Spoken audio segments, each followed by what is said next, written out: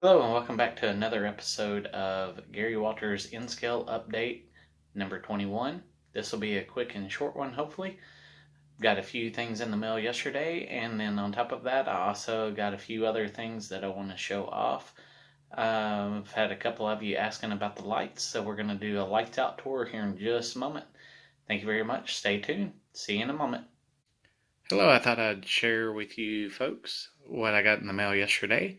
I got two of these Ballast containers, fine Ballast gray blend. That's my Ballast color for the track. I also got some static grass dark green. I used that with light green, also with medium green, dead grass, and a Walters dark green as well. Blend those together to get the ratio and do different tones and highlights with each one of them as well. But I got that to continue doing some scenery work. I was running low on my dark green and also on the ballast. I've been throwing a lot of that out here lately.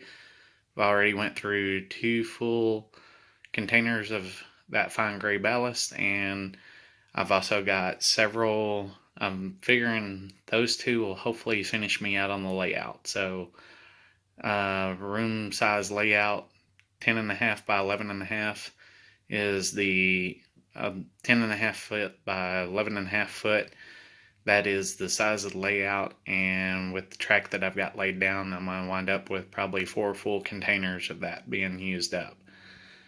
I also got some coal hoppers. Of course, they're out of the pack now and on the layout. Some of you have seen pictures of those, but there's the empty container.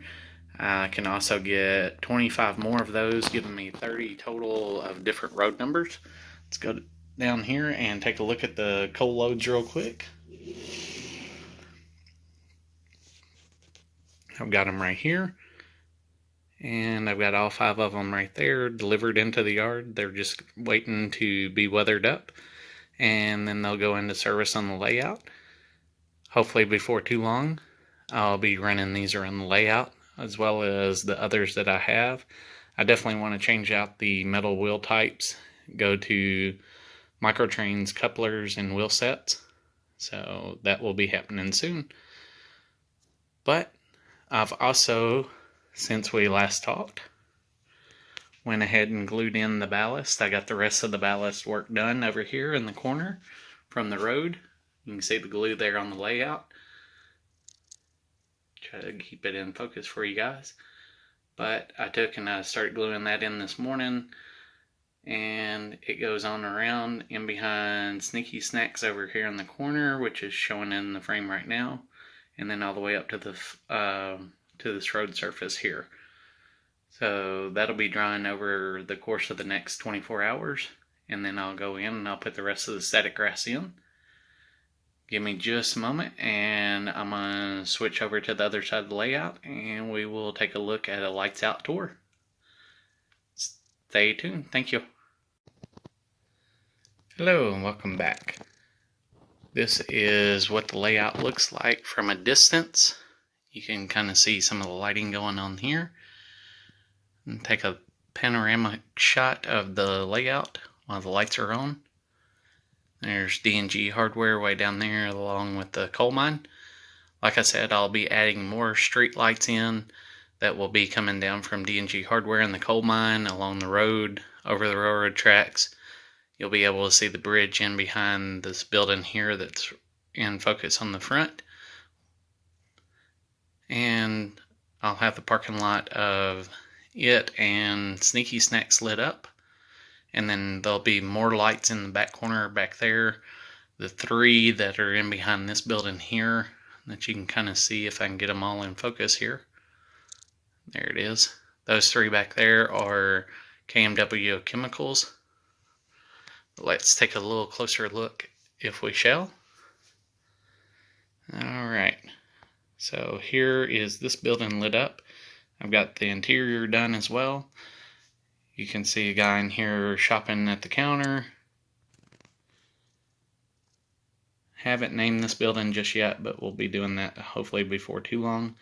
I've got a little guy back there behind his computer screen. You can kind of see him in that last window there. He's got blue with a red tie, And he's in behind the computer that I got set up on the counter there. And then the guy shopping, got some wall art back there on the back wall. Like I said, I'm not sure what this building's going to be, but there'll be more lighting that'll light up the scene outside as well. So that will be coming before too long, hopefully. And then we've got Sneaky Snacks as across the road here. Two-story manufacturing plant. I divided the floors up, and then I've got the lighting done different in each of the rooms there, but I don't actually have any interiors in that. That may be something I play with later on at a later date. But for right now, I like the way it is. And I'm just trying to do more scenery process, so the lights will be off sometimes and doing night operations. But there is KMW Chemicals in the background there. Give me just a minute and I'll make it around to the it. We'll go ahead and pan down this way. And on D&G Hardware, it's probably the one that I've spent the most time on getting ready and everything. We're going to take a real good look at it. I've got the roof off at the moment so you can kind of see what it'll look like and how I ran the lighting for that one. Let's go ahead and walk in a little closer to it. I'll kind of put the camera down, kind of what you'd see regular. I've got 12 lights total on this layout, or on this building here. 3 on the first little half shed, and then 9 in the full shed. But that's what that building will look like, and then I've got the office lit up as well. I'm planning on doing an interior for it, but I haven't done yet, and then I'm also going to do parking lot lighting as well.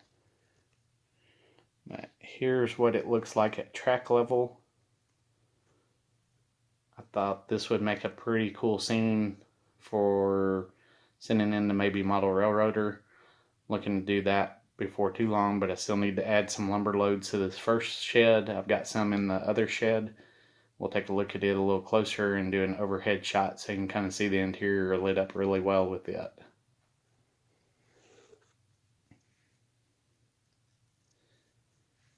Alright. So the office is off to the side right here. You can kind of see it right here with the smaller windows. And then the big shed is right beside it. And there's some of the lumber loads that I have down in it. And then you can also see how I've snaked the wiring through with the LED lighting.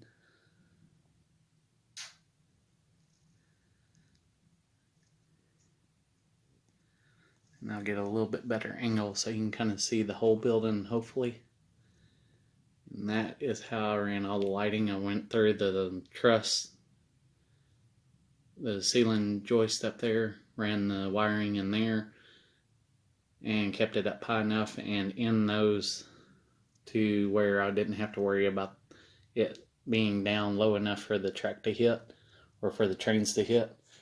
We'll take a look at through the building itself, and you can't see any of the wiring down below.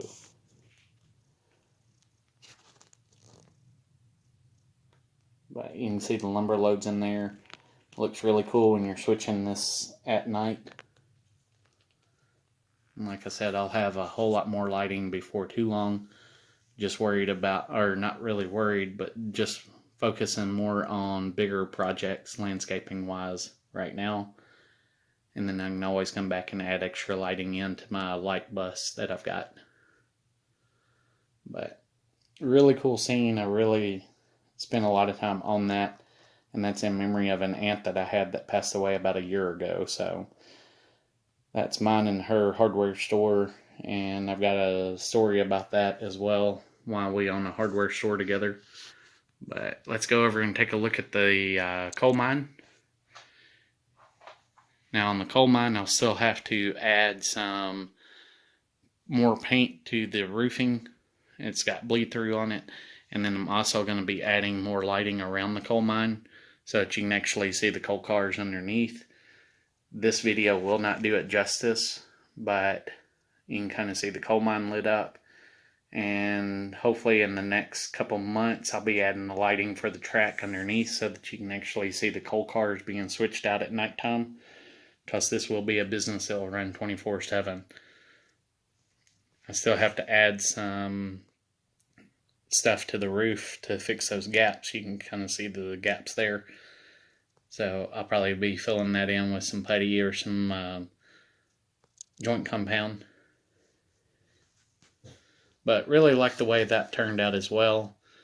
And the nice thing about this kit is the chute that goes up to the truckload, which is, if you can kind of, right here, there's a little chute that comes up from the main building, which is over here. And I've got the wiring that actually runs up through that building for the light up at the top. So that way you don't have to run any extra wiring up at the truck loading ramp there. Really like the way that turned out.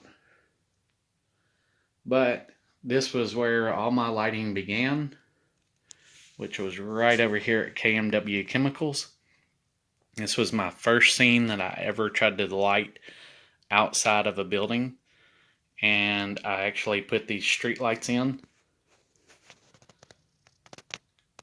If I can get it to focus.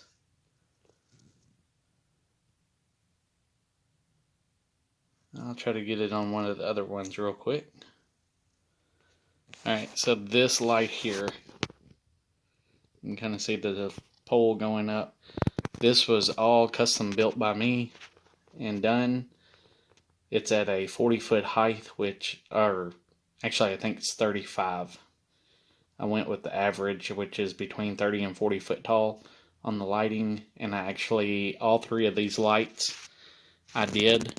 They're actually paper clips painted black with the wires running up and the light being up above it. And then I kind of painted the light with some black to fill that in and make it look like a street light. But KMW Chemicals, that was the very first one I did. And I love the way it turned out. So I hope you guys enjoyed the quick little tour.